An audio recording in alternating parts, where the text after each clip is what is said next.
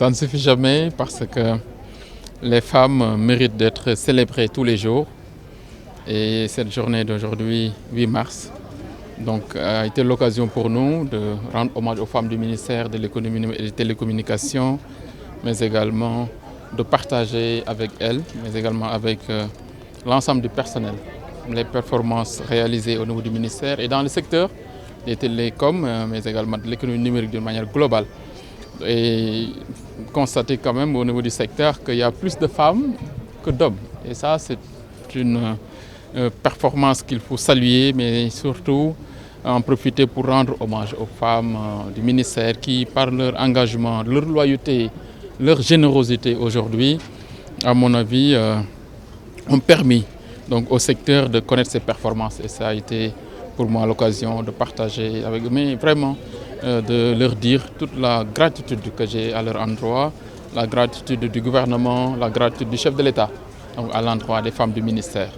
Donc, et j'en ai profité également pour partager avec eux les défis qui sont devant nous, donc qui sont énormes, mais auxquels nous sommes confiants que nous pourrons venir à bout de tous ces défis, de tous ces challenges qui sont devant nous.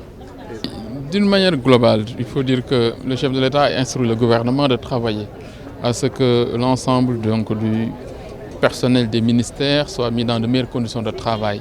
Aujourd'hui, il faut dire que notre secteur connaît donc un essor, connaît en fait un développement fulgurant. Il faudrait quand même que le personnel également puisse aussi, je pense, mettre dans de meilleures conditions de travail. Ça, c'est une instruction présidentielle, nous y travaillons, mais également nous avons constaté quand même qu'au niveau du ministère, que les femmes méritaient davantage d'être accompagnées à tous les niveaux, que ce soit au niveau du cabinet qu'au niveau donc, des directions, donc je peux dire rattachées au ministère. Mais également, j'en ai profité, bon, on en partage également aujourd'hui la digitalisation de la vie d'une manière globale. Il faudrait quand même que nous ayons au niveau national, au niveau des femmes, des programmes et projets qui accompagnent davantage les femmes vers leur autonomisation.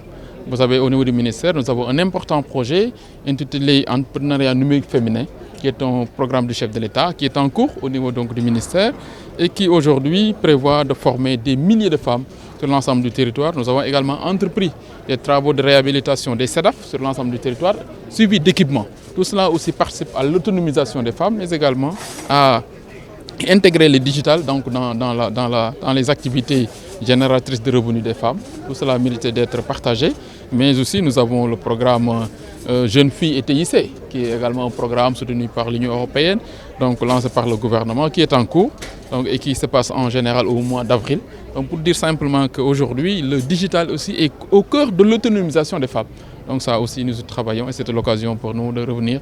Tout à l'heure, avec les panels, vous aurez de plus en plus d'informations sur tous ces programmes, mais également l'engagement des femmes du ministère pour renforcer l'autonomisation des femmes au niveau national.